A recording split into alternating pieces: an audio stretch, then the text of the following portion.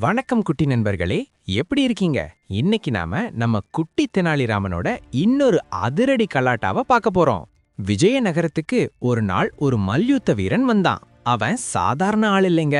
உடம்பு அப்படியே இரும்பு மாதிரி, மீச ஒரு முழம் நீளம். அவன் நடந்து வரும்போதே பூமி அப்படியே தடாபுடான்னு அதிர்ந்துச்சு. அவன் பேரே இடி இடிக்கும் இரும்பு கையன். அவன் ஊர் நடுவுல நின்னு தன் கைகளை தட்டி சவால் விட்டான். யாராவது இந்த இரும்பு கையனோட மோத தயாரா? ஜெயிச்சா 1000 பொற்காசுகள், தோத்தா மொட்டையடிச்சு ஊரை விட்டே விரட்டிடுவேன் அப்படின்னு கத்துனான். மன்னர் கிருஷ்ணதேவராயர் அரசவையில எல்லாரையும் பார்த்தார். நம்ம பெரிய பெரிய வீரர்கள் எல்லாம் அந்த வீரனோட உருவத்தை பார்த்துட்டு, ஐயோ, இவன் ஒரு கையாலேயே நம்மள சட்டுனி ஆக்கிடுவானேன்னு நடுங்குனாங்க. ஒருத்தர் கூட முன்னாடி வரல. மன்னருக்கு ஒரே வருத்தம். அப்போதான் கூட்டத்திலிருந்து ஒரு குட்டி குரல் கேட்டுச்சு. மன்னா, இவ்வளவு பெரிய வீரனை ஜெயிக்க ஒரு குட்டி வீரன் போதாதா அப்படின்னு. எல்லாரும் திரும்பி பார்த்தா நம்ம குட்டி தெனாலி. ஒரு கையில லட்டு, இன்னொரு கையில ஒரு குட்டி பொம்மையோட செம்ம கெத்தா முன்னாடி வந்தான் தெனாலி. அந்த மல்யுத்த வீரன் குட்டி தெனாலிய பார்த்துட்டு விழுந்து விழுந்து சிரிச்சான்.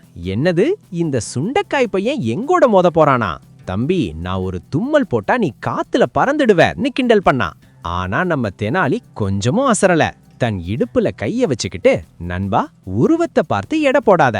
நான் கண்ணை மூடிட்டு ஒரு காரியத்தை செய்வேன். ஆனா நீ அத கண்ணை திறந்துட்டே செய்யணும். இதுதான் என் சவால். உன்னால முடியுமான்னு கேட்டான்.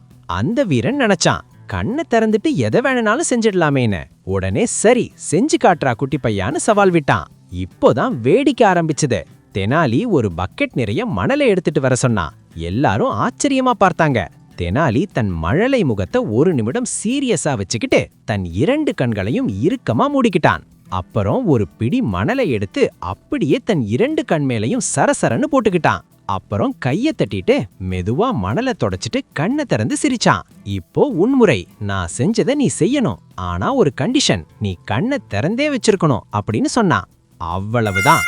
அந்த வீரனுக்கு முகம் அப்படியே பேய் அரைஞ்ச மாதிரி ஆகிடுச்சே. கண்ணை திறந்து வச்சிருக்கும் போது மணலை போட்டா மணல் கண்ணுக்குள்ள போயிடுமே, கண்ணு எரியுமே, ஏன் கண்ணே கூட போயிடுமே நீ யோசிச்சான். மக்கள் எல்லாம் செய்ன்னு கத்த ஆரம்பிச்சாங்க. அந்த மல்யுத்த வீரன் பயந்துட்டான். தன் தோல்வியை ஒத்துக்கிட்டு, ஐயோ, இந்த சின்ன பையன் என்ன தீர்த்து கட்ட பாக்குறானேன்னு நினைச்சுக்கிட்டு அங்கிருந்து மீசைய தொங்க போட்டுக்கிட்டு ஒரே ஓட்டமா ஓடிட்டான். அரசவையே சிரிப்பு சத்தத்துல அதிர்ந்துச்சு. மன்னர் நம்ம குட்டி தெனாலிய தூக்கி வச்சுக்கிட்டு பாராட்டினாரு. பார்த்தீர்களா நண்பர்களே, எவ்வளவு பெரிய பலசாலியா இருந்தாலும் புத்திசாலித்தனம் முன்னாடி அவன் ஒண்ணுமே இல்ல. பலத்தை விட புத்தி தான் எப்பவும் பெருசு. என்ன கதை பிடிச்சிருக்கா?